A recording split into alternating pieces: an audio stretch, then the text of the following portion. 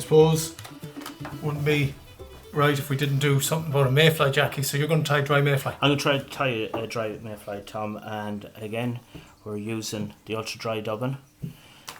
And in the previous video I actually showed how I actually mixed the two dubbins together. That's right, yeah. The tactical dry fly dub, and you mixed it. You're going to mix it with a bit of the seal substitute. Yeah, absolutely, seal Tom. eggs. And I'm just doing a demonstration, basically what both can be used for. Yeah. You know, it's not just, we say. I think the colour of that, because I'm just thinking as well, if you were using, the dry fly dub, probably ideally more suited to smaller flies. Yeah, absolutely, but.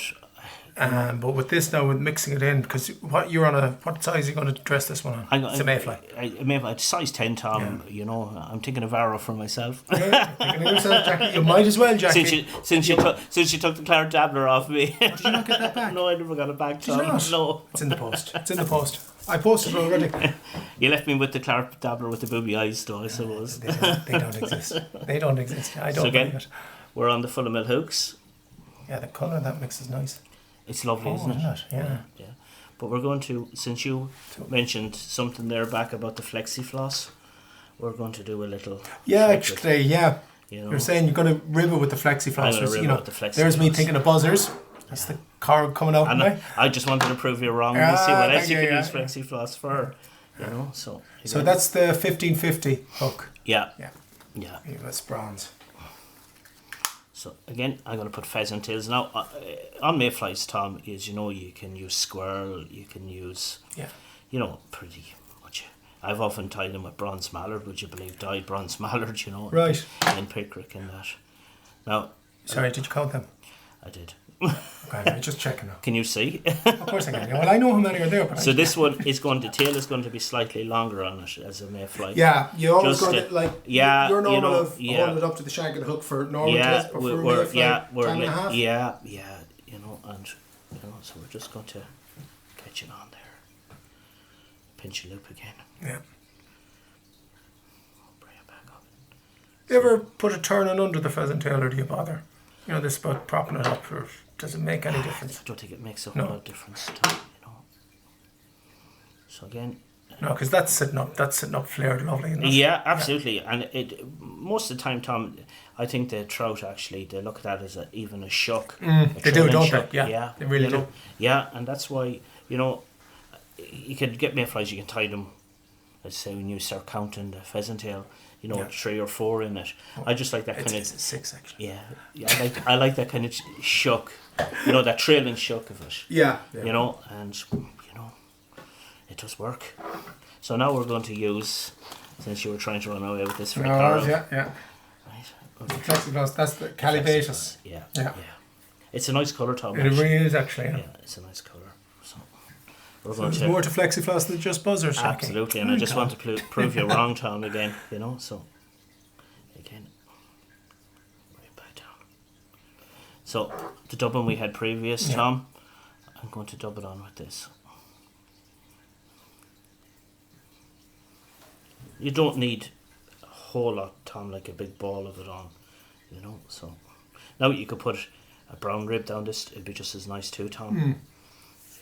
Brown Flexi Floss rib down it. Does work too. I do mayflies like that. Yeah, with a more pronounced difference between the two colours. Yeah, so again, you can see the colour coming through there, Tom. Yeah, you really can't you? Yeah, you can see it coming through. So another, just a wee touch, not much.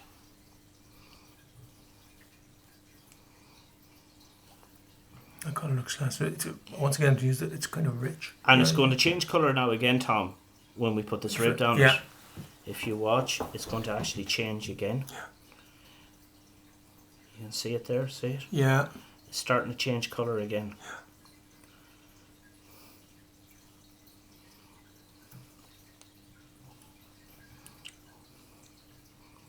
Fantastic. Yeah, it really has, isn't it? It's changed colour again, Tom. Yeah. And if you put a brown rib down that again, it'll change colour again, so you can mix your mayflies. Just to show that even by using the same body, by varying the ribs, gives you almost completely different flies. Oh, that looks well, doesn't it? It does, and it sits. It's good. That's going to sit really well Yeah. in the water too, Tom. You know, and a lot of people, I just see them when they're, especially when you're out guiding, you'll see them to get the small little floatant, and they're going all around the fly. And you want that fly actually just sitting like that in the water. In the water, yeah. So, just rub your gink down just on the back of it. Yeah. Is the key to it like that. So it's sitting in yeah. the surface. Yeah. And that's the way, like, I've tied flies for a long time now, Tom. And when I was putting the hackles on them, I started cutting the hackles, and then people were saying to me, there's something wrong with that fly. Are you serious? Yeah, there's something wrong with that fly. Because you just cropped underneath. I do that with a lot of patterns, yeah. And I think it's very important. They were actually saying there's something wrong with the fly. I think when you're cutting the thread, you cut the hackle, and I stopped doing it then, Tom, because it's very hard. That's the old traditional way. People just done it. Yeah, and that was it. And that was it, So we're trying to bring something modern to it, and that's where the CDC again comes into it again, Tom. Mixing CDCs, I find. Yeah, so you're going to give this a CDC wing. I'm going to give this a CDC wing, and then I'm going to go back to an actual. And you're going to light. I'm actually going to go back to a prick hackle down it. Right. I just like a little hackle on it. A lot of people just fish that with a bit of CDC, and away you go. Yeah. But there's something about it. If you don't have pickrick in your Irish flies,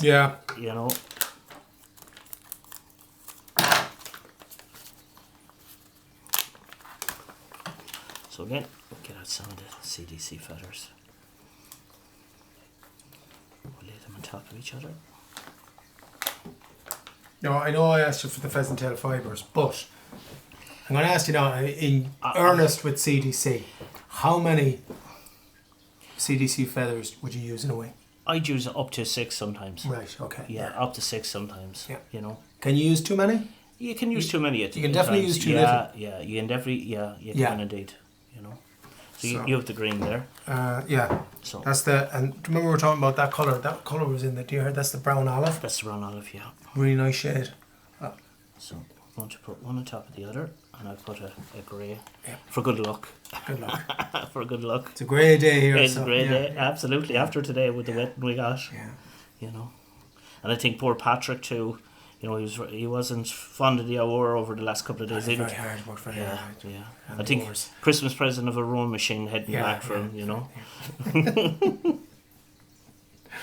So again, you can see all the colours. So you've 2 each in there. Yeah. You can see all the colour. And you've sort of one colour, next colour, third colour, then again. Yeah.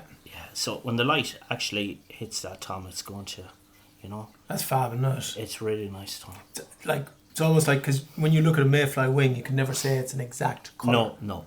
You know? Can't. No. And everything is coming through it, So we have one top of the other. So again,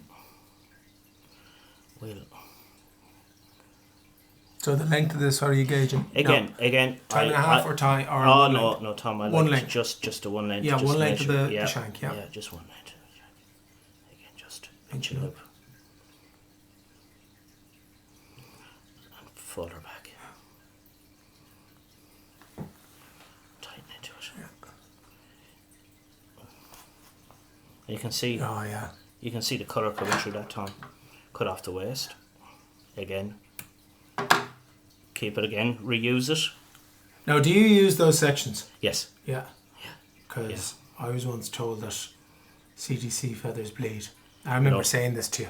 And I remember you just turned to me and went, no, they don't. No, I like them, Tom. Yeah. I like using. So do you all the cut ones? Well, you can use it for dubbing as well. Absolutely. Yeah. Like, I mean, all you have to do is just strip off, and then you have a bit of dubbing if you want. A bit of dubbing, and just cut it rather than pull it off. Yeah. Oh, do you cut it off? Yeah. I always cut it off. I've plenty of kids here to do that for me, Tom. Well, that's they hate to see them going idle. Absolutely. Shocking. Give them a job to do, Tom. Yeah. Give them a job to do. So we're left with the CDC wing upright. So we have to get our pickrick hackle there, Tom. I brought in jets behind us there. Yeah. As it says, this stuff is very dangerous. So if anyone is using it again, but make sure you wash your hands as well after it. Yeah. So we're going to put it nice. You can see the shape there coming through it. Yeah, really nice. Yeah, and that's why I love using picric in. It does give a nice shape. Absolutely, Yeah, in my does. flies, Tom. You know, I love using it. So we're going to catch this in again. Okay, so you've tied it in behind. I've tied the it base. in. Yeah. Tied Now in I behind can the base put a of this. small little bit of dubbing on there just to cover it a little bit. All right, yeah. Oh, I see, yeah. Yeah, just small little bit of dubbing on it there. Just to hide everything, let's just say. Yeah. And then push back my CDC again. So again, a couple of wraps around it. And you can see that. And if you don't have picric though, sorry. If you don't, can use a nice shade of olive, golden olive. Yeah. Nice shade of olive. Yeah. There's loads of different colours out there, you know. Okay, so you do about 3 turns behind. 3 turns behind. And then how many do you get up at the front? 1. I usually like to push the CDC back, so Right. Usually about 2 turns at the head. And that's what it does. God, yeah, no. Now, to see the colour changing. Yeah. Again, it's changed colour again, Tom. Yeah. You know.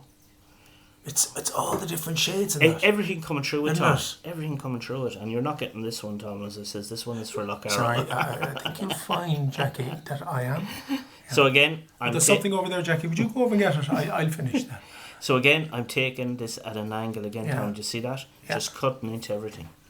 And you can see, as I said, the Flexi Floss. Yeah. Huh?